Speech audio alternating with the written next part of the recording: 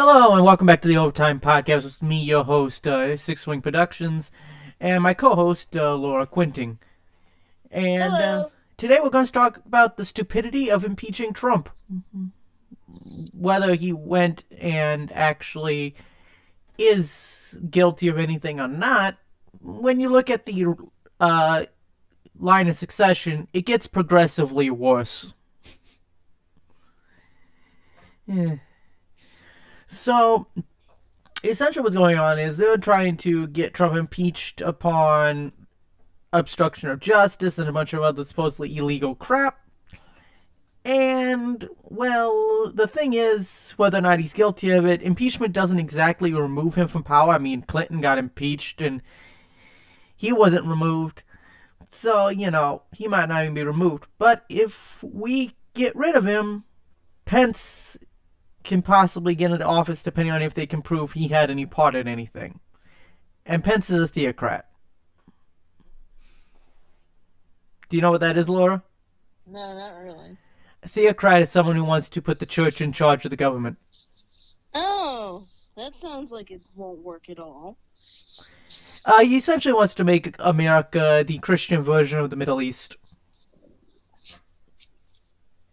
What wasn't America similar to that at one point? That was Europe, actually, mostly.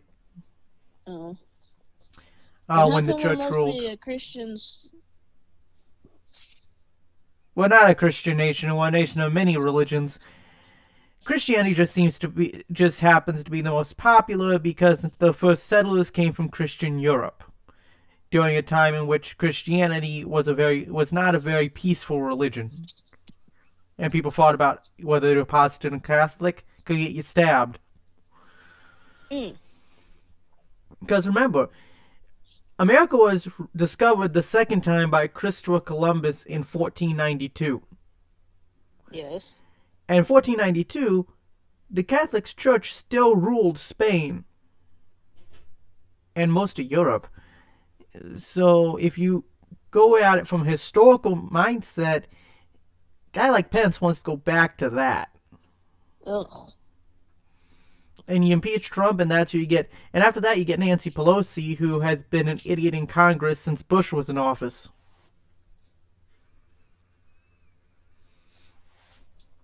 So there is no good candidate, is what is being told. There's no good Democratic candidate. They're all a bunch of morons. And the line of succession, which would go into place if Trump were to be removed from office, it goes president, vice president, speaker of the House, and then, into different members of the cabinet. So it gets progressively worse the further down the line of succession you go right now. Isn't Biden going for a Democratic? Have you listened to the guy? He's a moron. Not really. I heard he was in a scandal for young children, but I don't know if that's true or not. Everyone's in some sort of scandal at one point or another. And they're not trying to impeach him to prevent him from getting elected again. They're trying to remove him from office before the election. Here's the thing. Even if they do that, there's no guarantee a Democratic candidate would win. They're trying to force Hillary to go back on the ticket again. Does she want to? Probably.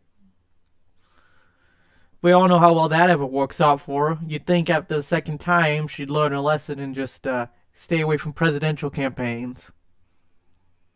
She almost won, though. Here's the thing, Laura. She lost to Obama in that primary. Okay. Then in the primary where she got on the ticket, she had to cheat to beat Sanders onto the ticket. The superdelegates are what put Clinton on the Democratic ticket. Sanders won the popular Democratic nomination vote, but the superdelegates put Clinton on the ticket. And that's why Trump won. Now people say, oh, popular vote this, popular vote that. Well, okay, but they're also trying to get rid of the Electoral College. But then again, when you get rid of that, you realize, well, then none of the inner states have any say in anything. Everything's set based on population. So the bigger states are still getting more votes. They're just not allowed to have rule of the mob, which is what a true direct democracy is rule of the mob. Majority Right. rules. So if the majority of people say it's okay to go around killing everybody, well, majority rules. That's why we have a republic with a constitution, electoral college, and other things, because majority rules doesn't always make the right decision and usually leaves out a lot of voices. That's why representative republic is the best form of government. Lets everyone have a voice. Yeah. Now, can I say that we do need to fix the electoral college? Yes, there is a lot of it that is still those states that they try to say, hey, we're not going to we have the majority of population. Those swing states, those are the ones that still elect the presidents because they have the most electoral votes. So, it's the little tiny states with one and two electoral votes that, make up the difference. But those major states really can make or break an election. Right. Like California, New York, Florida. I think when we voted, I think Detroit has the largest like say. In Michigan, yeah, that's why Yeah. it's always a Democrat. Why it always goes Democrat. Right. Because people vote party lines. They don't vote upon, actually looking at candidates.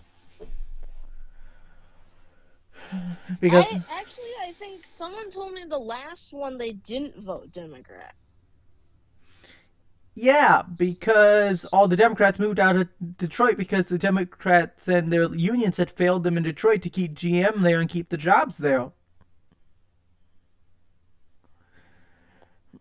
But then again, in those situations, I hate to say it, but a lot of people in the poor communities and poorer areas of the world, and mostly just our country, do perpetuate a lot of their own problem.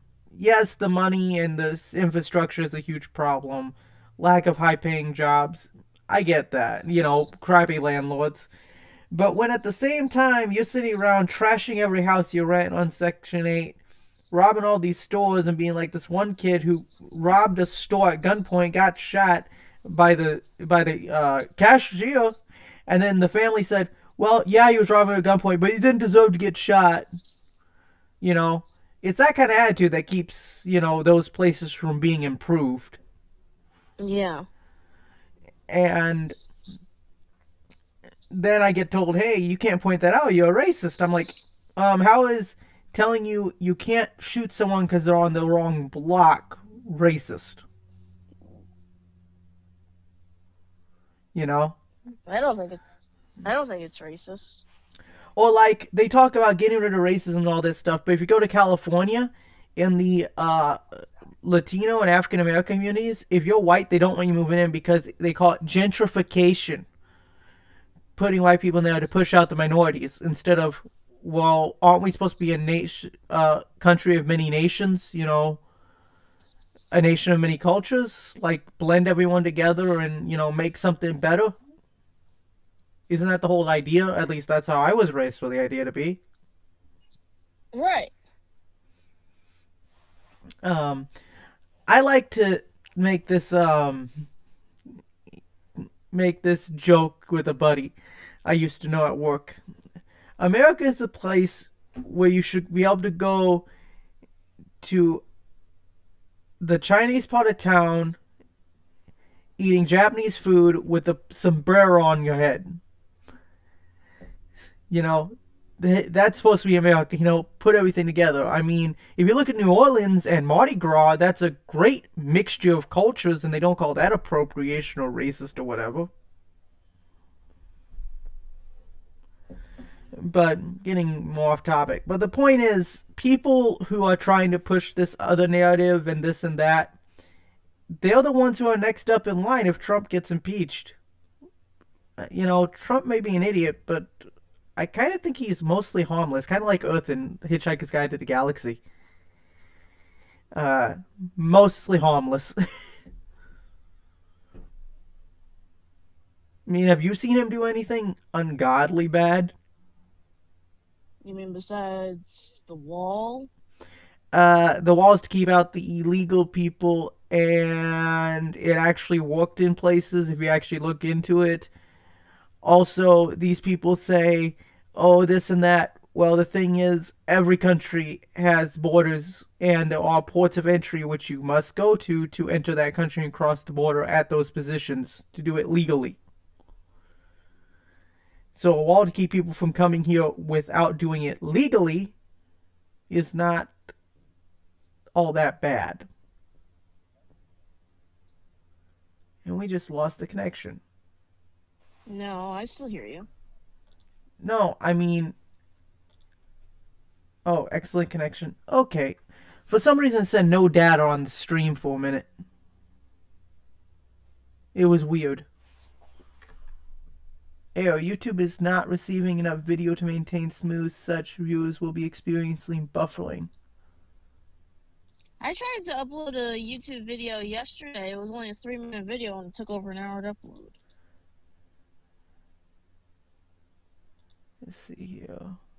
Like, I specifically made the video short, hoping that it would take not that long to actually upload.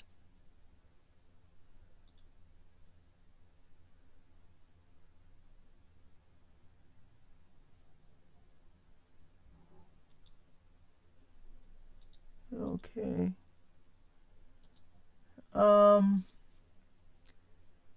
Yeah, it seems YouTube is not receiving enough video to maintain smooth streaming as such. Okay, what if we add? Am I just not?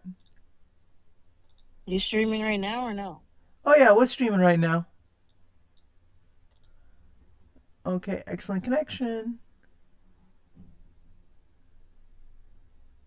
No data. Now I have an excellent connection. I think there's something wonky with YouTube. Yeah, probably. But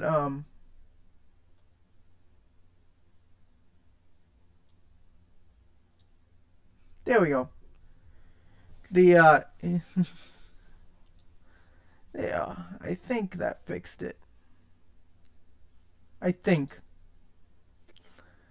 Yes, people, this is what we get for problems with technical problems. Because heaven help me if I actually can get my newly built computer to work that greatly. Or with the stream. Well, either ways. What was I saying? You're talking about the wall? Oh yeah. The thing is, people. You really do forget things easily. Yes, I do. That's why I'm scatterbrained. And I can't stay on topic to save my life. Yes. But here's the thing, Laura. At those places that aren't the border crossings, there comes. I understand people saying that they need asylum and they fear for their lives, but there are other people that. And I understand that the cartels pretty much run everything south of Mexico and kind of run a lot of stuff in Mexico, so I can understand trying to get here to get away from them if you are in fear for your life. But then you just need to come up to a border entrance and say that you need to request asylum, all that stuff, political asylum, whatever. But here's the thing. Most other countries, you try to cross a border illegally, you're either going to be put directly in prison, and they may or may not deport you. They may just imprison you, like in Iran and stuff, and then they might execute you. Here in America, we find out you came here illegally and you haven't broken any laws. A lot of the times, we give you the chance to leave voluntarily and then come back through the proper channels with an expedited process. So, America actually has the most lax immigration law in the world. I mean, yeah, there are problems with it. There's always problems with stuff like judges and stuff being overburdened with way too many cases and not enough funding and, your different sort of stuff. But what happens where it's not an official border crossing is those are places where people can just walk across with drugs, human trafficking, all these other things. Yeah, there are some illegals that are coming here to be peaceful. I would say the majority of them are here peacefully. But that but the first time someone comes over the border illegally and an undocumented person is the reason that somebody dies, well, then we need to see about stopping undocumented coming in this country and ending up hurting people and force them to come in through the proper channels. And I agree with that sentiment. Now, do I think the wall's kind of stupid? Yes. Bad, not necessarily. I say it's stupid because I can beat it with a ladder or a tunnel and some rope. It's a waste of money. I think the thought process is definitely there, but I don't think execution-wise it's the most viable. Yeah, good on the idea. I give him an A for the idea. I give him an F for the execution of the idea. We'll give you an E for effort. But the problem is what's happening with Trump is one, he's shaking up the establishment. Two, he's not watching what he's saying and being very tactful with anything he's saying, which in one case is a good thing. In another case, it just emboldens the extremists on both sides of our society. Mm-hmm. But that's just him being stupid. That's not him being belligerent or malicious or whatnot. And then they say, well, he broke the law. Well, Hillary Clinton was selling uranium to the Russians. You're in government and politics. You break the law every day if you're playing that game. Obstruction of justice, all this stuff. Everything they're accusing him of, I guarantee you, everyone in Congress is guilty of the same exact shit. Yeah. So, while I don't exactly like him as the president, I think he's a moron. I think we could do a lot better. Problem is, everyone after him in the line of succession is kind of worse.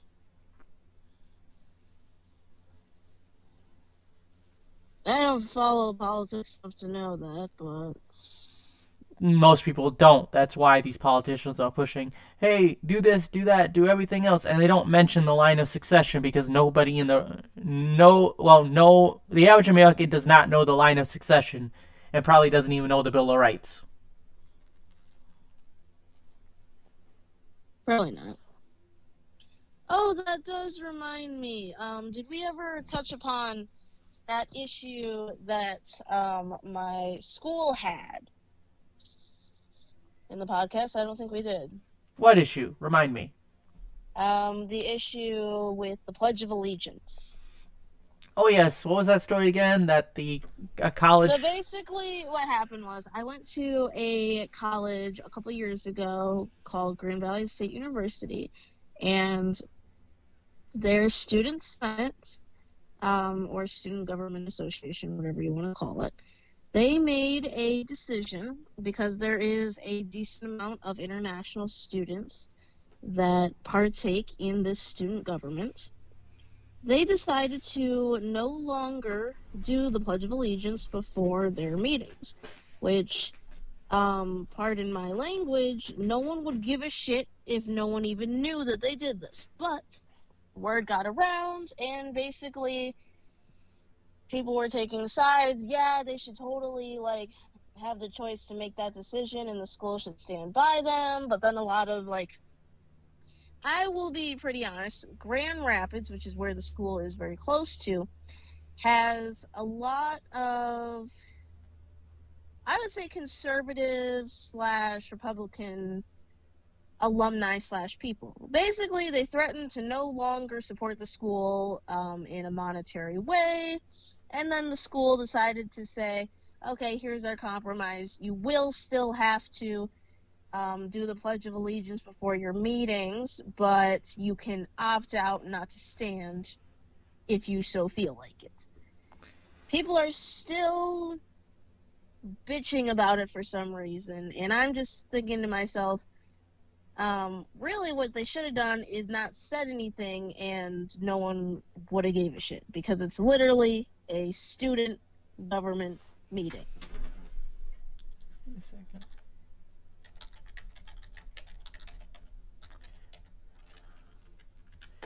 Let's see here. When did the Pledge of Allegiance start in schools? I'm looking it up. Let's see here. I haven't needed to do the Pledge of Allegiance except for whenever I'm going to a sports It game. That's wasn't. literally it.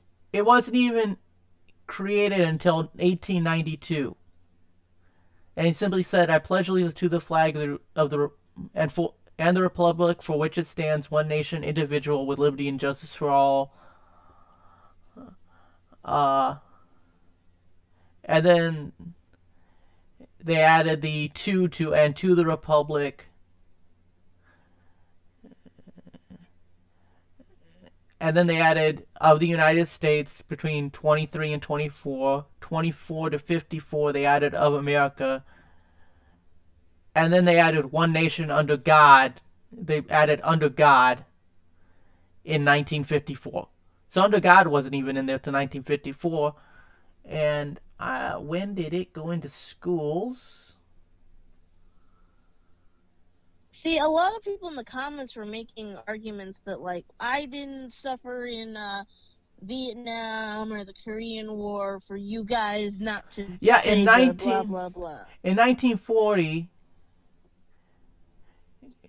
they they said that Jehovah's Witnesses who considered the flag salute to be idolatry could be compelled to swear the pledge. In 1943, it was reversed the decision. Man, schools not require to say the pledge on narrow grounds and sort of ideological dogma. You know, one thing is though, I don't think we should be saying the Pledge of Allegiance at all.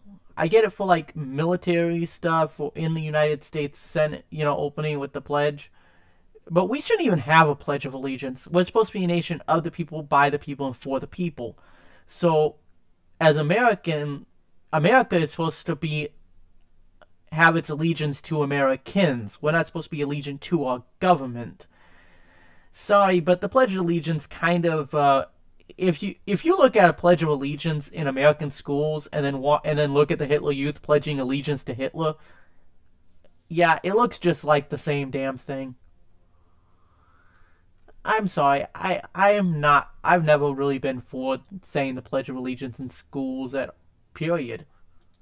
I just don't understand, like, why this is, like, as big of a deal as it is. Like, can you imagine someone literally saying, I'm no longer going to be donating to your school due to the fact that this student government is no longer saying? Blame sheeple. People who are essentially sheep, you can blame those guys because if you look into the entire situation, you realize that the amount of that, well, essentially you realize that America has been being split by the politicians into two separate camps. Insanely patriotic and insanely anti-patriotic. Those who want everything to be all America all the time, and those who say how you're excluding everyone and everything and this and that. Essentially, all politicians, in order to preserve their two-party system over the last 100-odd years that they've constructed between now and World War II and now, they've been doing that in order to split the country and keep their two-party system in power. Also, the Pledge of Allegiance has been forced a lot down our necks and takes so much pride in your country as a way as propaganda fighting against the Soviet Union and communism. And what year did the Under God part get? 1954, when when "In God We Trust" got added to our money, Hmm. which is funny because they use that as proof that we're a Christian nation when the IEEE says that we're not. We're a secular nation that allows anyone to worship God in any way they choose, they deem fit. Actually, most of the founding fathers were either ambivalent towards the Christian God or simply believed in, well, deists, which are people who believe in God but not a personal God. Essentially, they lived in a time where everyone believed in a sort of God, even if they didn't believe in a personal God. I don't think there was anything. I don't think atheist was really a thing back then. I think if they could think of that as a possibility back then, many of them would have been that way. But they're still trying to say, oh, this Christian nation, so that's why the church should be in charge of everything. Why we gotta say, keep under God in the Pledge of Allegiance, keep in God we trust our money. Even though, you wanna know what the original thing on money was? Mind your own What? business. Mind your own business was all on money at one point. Then it was For e real? pluribus unum, out of many one. Yeah, our country was founded on the idea.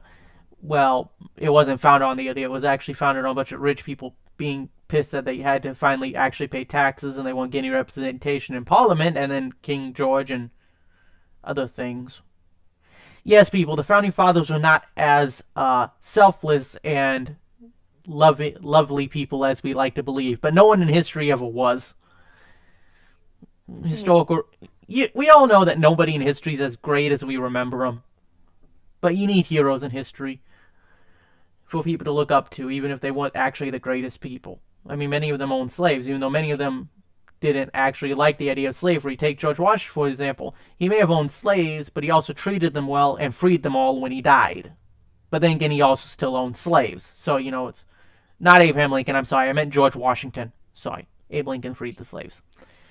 But they couldn't get they actually wanted to get rid of slavery in the original constitution, but many of the colonies, because the cotton industry, would not sign on to the union unless they left slavery as allowed.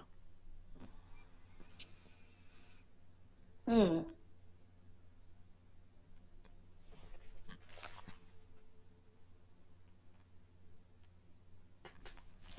And of course I did not some, know that.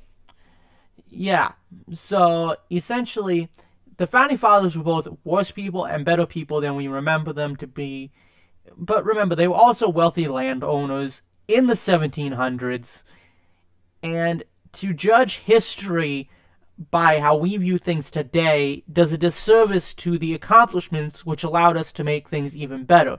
That's why they made it so we can make a more perfect union. It meant, hey, it's going to keep improving. This isn't perfect. We know it's not perfect, so here's how you make it better.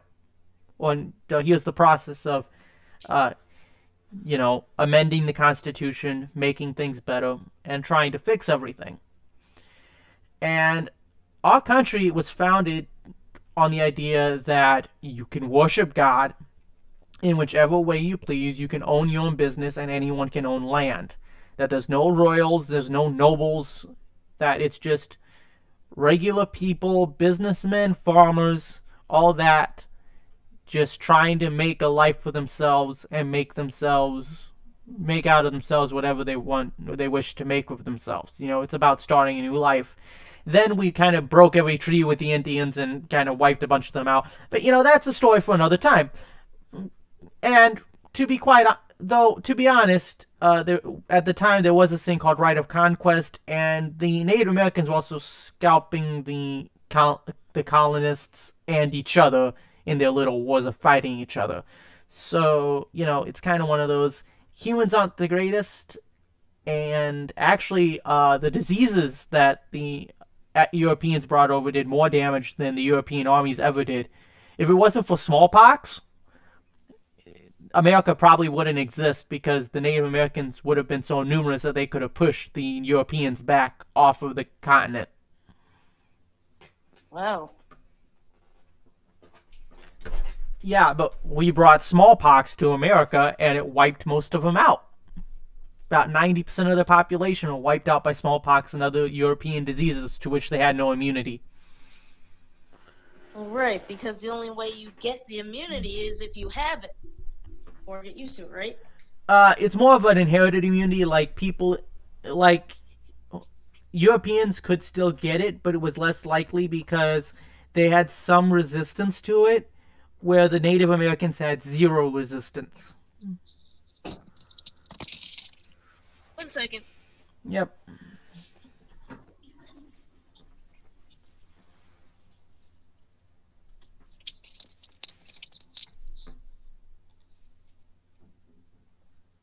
Wait, how'd they have resistance? Because smallpox was a European, Asian, and African disease of which the ancestors had faced, and those who had survived it had passed those genes and that immunity down to their children. Evolution. Okay, you know how some people lose their immune systems and they have to go in clean rooms because a cold can kill them? Yes. Same effect, but much deadlier disease. So, was smallpox like... It infected them both accidentally and when some Europeans gave them infected blankets to kill them. So it was a combination of natural exposure to the new peoples and biological warfare.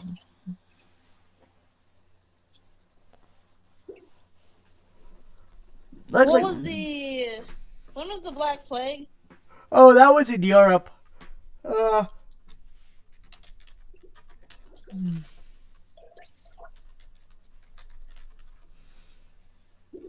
1347 to 1351.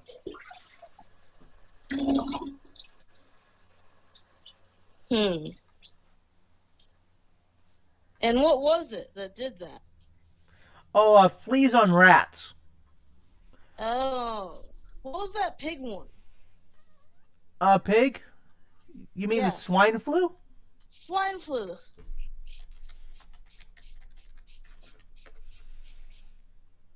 That's what that was. H1N1. It infected people around the world in 2019.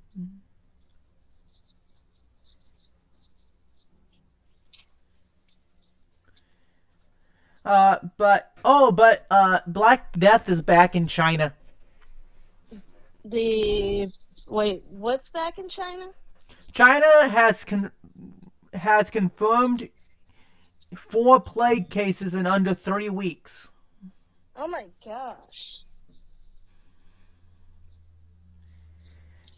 To all those who think socialism and communism is a good thing, remember, China and other places like that have such cases, majority of the population live in rural farming communities that do not have proper hygiene or sanitation, which allows rats and fleas to run wild and give you the Black Death.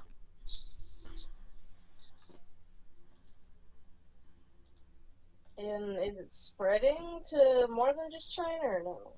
It could. Hygiene is a good thing. Because actually part of anti-Semitism in Europe dates back to the Black Plague. Because in the Bible, in the Old Testament, God instructs the Jews on how to stay clean and how to, not eat certain types of food. Essentially, if you go by the cleanliness standards of the Old Testament, you're not going to get sick. A lot of it was, don't shit where you eat, go outside of town to take a dump, don't keep the waste right next to each other. Well, Europeans would just piss in the frickin' stairwell and shit in the streets. Right. Which attracted all the rats. So the Jewish part of town was nice and clean because they followed Jewish law. So they weren't getting sick. So everyone started hating Jews because they were the ones not getting sick. And that kind of just kept going and going and going as a cultural scar from the Black Death.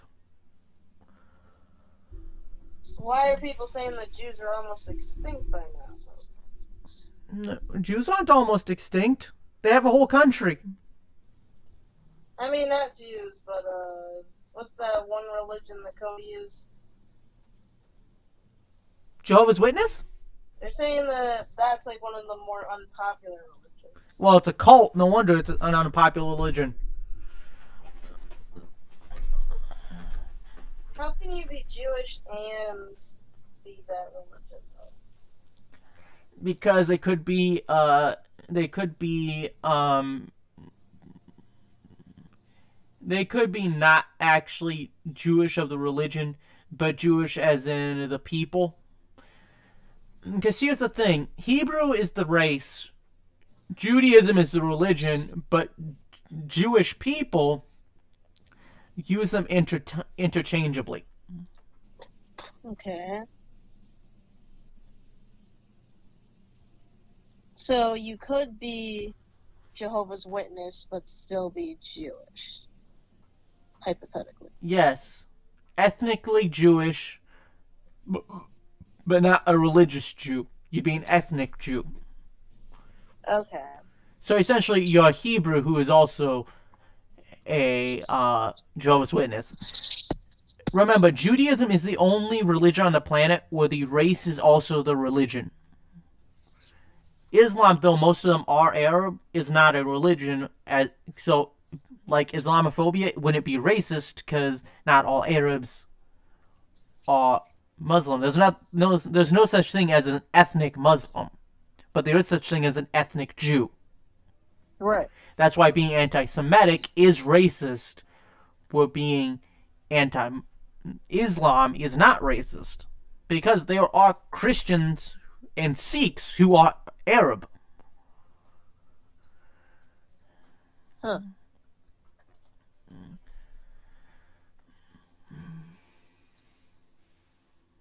But yeah, I did not know all of that.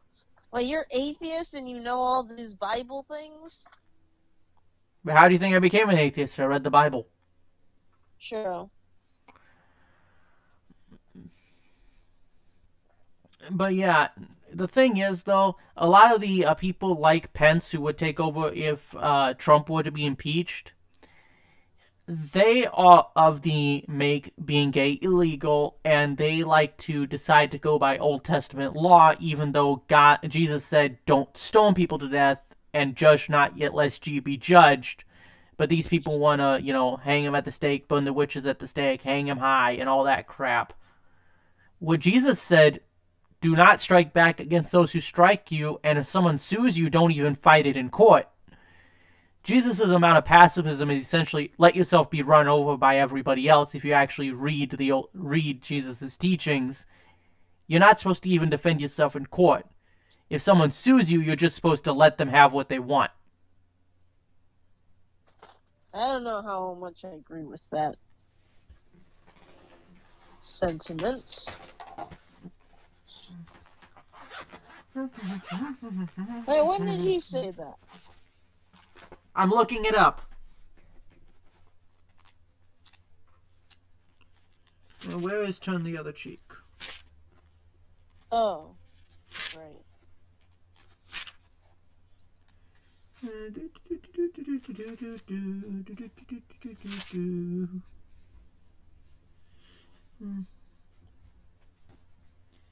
Unknown.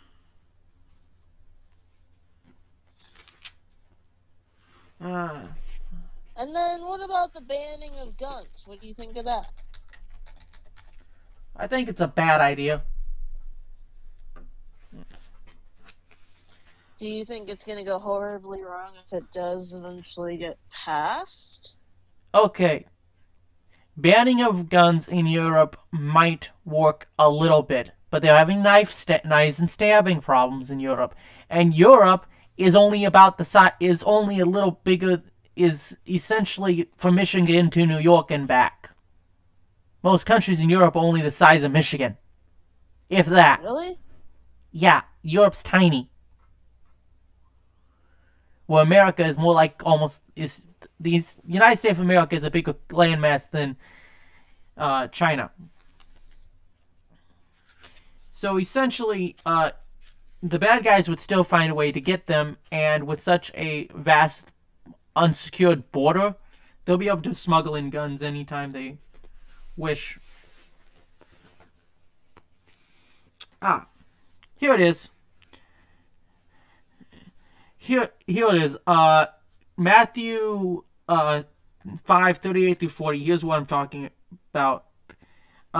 You have heard it said, eye for an eye and tooth for tooth. But I tell you, do not resist an evil person. If someone strikes you on your right cheek, turn to him the other also. And if someone wants to sue you and take your tunic, let him have your cloak as well. If someone forces you to go 1 mile, go with him 2 miles. Give to one who asks you, and do not turn away from one who wants to borrow from you. So is that why you don't agree with it? Well, the whole thing is essentially saying that, according to Jesus, we shouldn't have fought Hitler. Because it says, do not resist an evil person. Well, I don't think people take the library as literal as that. There's no way to interpret that not literally. He is blatantly saying, do not resist an evil person. This isn't metaphor. But there's parts in the Bible where They all he's going up against evil. He's resisting with words, but never with physical action. You can speak out against it, but you're not supposed to resist him. Like oaths, we talk about the Pledge of Allegiance. Here we go.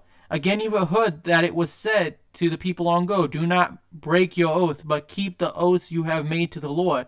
But I tell you, do not swear at all, either by heaven, or for it is God's throne, or by the earth, for it is his footstool, or by Jerusalem, for it is the city of the great king. And do not swear by your head, for you cannot even take one hair white or black. Simply let your yes be yes and your no be no. Anything beyond this comes from the evil one. So a pledge of allegiance, which is an oath, is essentially saying don't take oaths. You're not supposed to pledge things. Yeah, people who say, we're Christians, it's Christian nation, make sure to say your pledge of allegiance. And then they have the pledge of allegiance to the Bible and the Christian flag, which flies in the face of Matthew 5:34 through 37.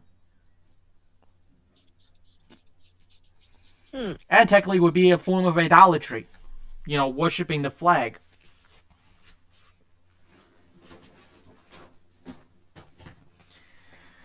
Hypocrisy in religion is so much fun, isn't it? Or would it be under what's that thing, like you're worshiping a statue? I thought there was a word for it. It's called idolatry. Worshipping of idols. Right. But yeah, people like Pence want everyone to have to either be Christian or leave. There's actually a good book, and Amazon.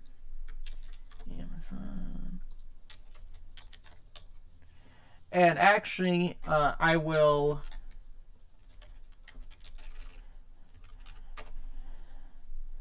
Let's see. Here it is.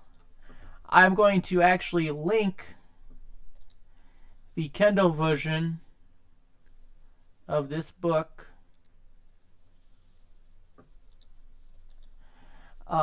in the description of this podcast down below. It's called Christian Nation, and it goes through the nation the way that people like Pence and the other Dominionists would like everyone to would like to make this country go. And it's a very interesting book. So if anyone wants to, read that, that's in the description below. I suggest you guys give it a read. It's like $10 on Amazon. But people like Pence want to do stuff like that. And of course, we got completely off topic, and we've been here 45 minutes now. I mean, it's kind of on topic to our government segments we've been doing. Yeah. But essentially, Trump might have done a few things that are illegal, but the thing is, after that, you got one person who wants to make us a theocracy, and the person after that wants to take half of everyone's paychecks as taxes. I mean, if everyone got health care, like maybe there would be some people that wouldn't be opposed to that kind of thing. Tell you what, if I actually got something that actually worked from the government, I wouldn't be opposed to it. But remember, they can't fix the roads. Do you expect them to fix healthcare? True. They're very slow at fixing things. They're slow at fixing things. And remember, when you're on Medicaid, do they send you to the best doctors? Not that I know of. I don't have it. Well, Medicare for all is Medicaid for all. It'd be the same damn thing. With the, you can't have this experimental treatment, that's the only thing that's going to work for you because everything else has failed because we had to pre-approve it, and there's no way that we, the government, are going to spend that much money. So you'll die because you're told you can't have a treatment because you have to do the standard treatment that isn't working, but you can't move to the non-standard treatment because ever moving to the non-standard treatment will not be covered by your government health insurance. How do these other countries do so well with it? How do these other countries do so well with it? Well, either one, they have a much smaller population, so they don't need to worry about it so much. Because remember, some of these countries, like let's say, population of Britain. Britain only has a population of 66.44 million, and the population of New York City is 8.63 million. Population of the U.S. is like what, 300 million? 330. 330. Okay. Okay. Now, they only have to pay for a few New York's worth of people. 330 million is several times, is 5 times what they have to pay for. Almost 6 times what they have to pay for. It's almost 6 times the expense. Do you think population is the reason why they don't do this? Well, also in Europe, you can die while waiting on your cancer treatment, so you know. True. Believe me, there are people in Europe right now that they come to America because of the restrictions of their healthcare system because it's government run. Do we need healthcare reform? Yes. Is letting the government take it over 100% the answer? Hell no. We already see they can't properly equip the military and they keep funneling money into military projects that don't work and stuff that's broken. And so we can tell from that having them be in charge of our healthcare is a bad idea. I mean, yes, everyone should be able to be taken care of. I'm not against that. It's the fact of the matter is, I don't believe they can manage it properly. I would agree with that sentiment. They haven't done all the roads in a very quick manner. And when the last time they told you we're increasing your taxes and we're introducing this new program, has all that money that was supposed to pay for it ever made it to the program? I think it's interesting how I thought for a really long time that the infrastructure of schools, like new buildings and shit, that supposedly our tax dollars are making a very decent dent into, a still large majority of the fundraising for the school is not actually done by the government. It's actually done by alumni and other people who have to feel sorry for them and go into their pockets and still pay for it regardless. Yep, and then you also have teachers that make $60,000 for 9 months of work.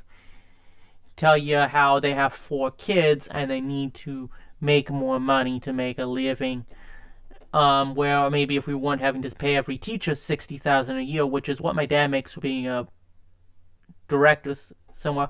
And yes, I understand different school systems. Some teachers are actually underpaid. Actually, a lot of teachers in the country are underpaid.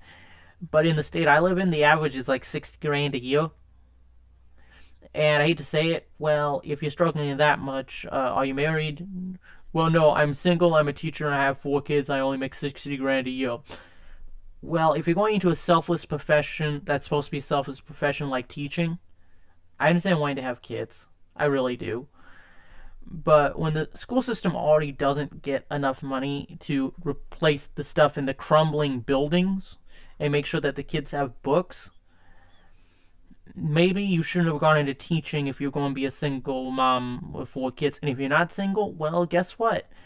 There's somebody else that can go in there and get a job in the summertime and the rest of the year to help make ends meet. There's no Right. reason why. I mean, yeah, both you work in the winter. Well, the kids are in school anyways. Someone's still home when the kids get home to help raise them, and in the summer you can be home with the kids.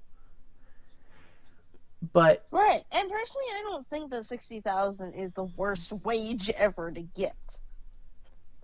well, here in our state there was this big thing called Red for Ed a while back that was talking about teachers' wages, and I looked it up. The average in my state is 60,000, but that's average though. So it could be that a few teachers are making a ton of money but most aren't, and you know how the average gets pulled up to 50,000 a year across the country by billionaires, even though most of the country makes like 30,000.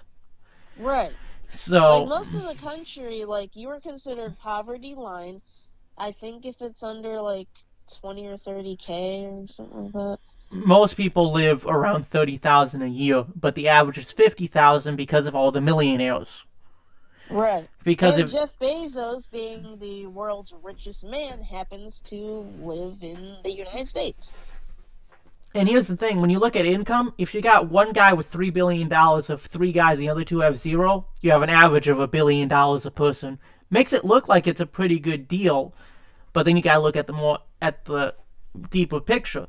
So while yes, I do think that some teachers make plenty of money, there was also the problem of okay, how many teachers are actually making that average? Right, like the teachers that I am aware of, yes, they do teach like lower grade people, so maybe they don't deserve as much money as the people teaching, like high school or college students. They should still be given a livable wage so they don't have to flip burgers on the weekends. Oh yeah. Can you entertain him for a second, Laura? Sure. Hey, interesting fact, guys. While I've been doing this podcast, I've also been painting a mural at the same time. And my painting happens to say, there is no plan B, which means that we need to be able to sustain ourselves and not waste as much. But I don't think that, while yes, the individual needs to be making small changes such as recycling and using reusable bags and such, I really think that it should be the large corporations that are more so in charge of this change because they are the ones that are emitting more of the toxic fumes, dumping more things. So we should really be going towards more uniformity when it comes to the packaging that we have. There's still so many plastic bottles in the world, and a lot of unnecessary packaging, even with Amazon. I feel like when I get a package, there's just extra crap that I don't need. Either try and figure out a way to fix that, or I don't know, but we definitely need to be making a change to a more green universe. A more green universe? Yes. Like, oh, we should plan on that next week's episode. That should be if green technology is actually green. Here's a hint: most of it's actually more polluting than a clean coal or nuclear power plant. I didn't know that. Yeah, it takes more. Wind turbines kill a lot of birds and use more carbon to construct than they save. Are insanely expensive. What about Solar panels, they what if don't we last entertain all the that. whole idea of using paper bottles for water and stuff? Paper bottles. Okay, long-term storage isn't an option, and you better drink it pretty quick. No, no, you know what I mean. Not paper, but they're made out of like boxed water. You've heard of that before. Yeah, box water, but there's also plastic in that box. Less plastic, but there's plastic in the box. Like, you ever try to rip a milk carton open? There's plastic inside No. it to keep it from completely rotting through. I think we should talk about in our next episode, maybe going over global warming and all that other stuff. That might be interesting. It might be. Do we have anyone watching since I'm not at the moment? Uh, it says one, but I think that's just the preview. Oh. Well, anyways, if anyone comes across this later, I'm Tony6 from US6 Productions. That's my co-host Laura Quinton, and hopefully next week we'll have something a little more concrete to bring to you. And hopefully we have our not hacked friend Crystal to bring some input. Oh yeah, she got hacked and her Facebook is currently down. So we'll see you guys next week, and have a good one. Bye!